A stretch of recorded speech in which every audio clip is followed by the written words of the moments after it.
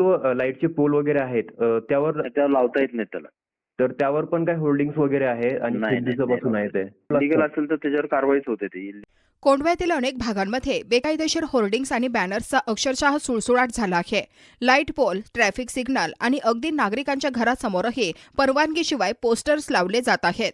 नगरसेवक होण्याच्या स्पर्धेत काही जणांनी संपूर्ण परिसर बॅनर्सने भरून टाकला आहे.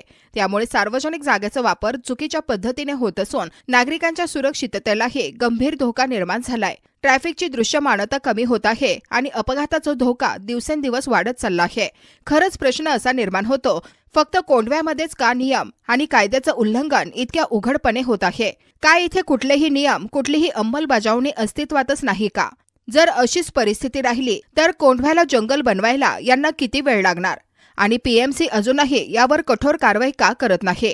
कोंढव्याच्या नागरिकांना या समस्येतून दिलासा कधी मिळणार? पुणे लोकमधनं मोईन पटेल बोलतोय. हा बोला. न्यूज मधून. सर, एक मला माहिती हवी होती. हा, जे इनलिगल होर्डिंग्स वगैरे आहे ना, त्या संदर्भात माहिती हवी होती. काय माहिती हवी? सध्या सर कोंढव्यामध्ये बघितलं गेलं ना, खूप ठिकाणी असे इनलिगल होर्डिंग्स वगैरे लावलेले आहेत आणि त्यावर कसलीही कारवाई नाहीये. त्यांना खूप ट्रॅफिकनं प्रॉब्लेम वगैरे होतोय. त्याची जाणकारी हवी होती की त्याचा टाइम पिरियड वगैरे काय असतो आणि जे पोल इलिगल असेल तर त्याच्यावर कारवाईच होते ती. इलिगल ठेवले जात नाहीत ते.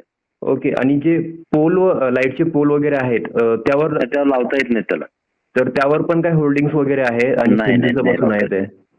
ठीक आहे, मी चेक करायला सांगतो.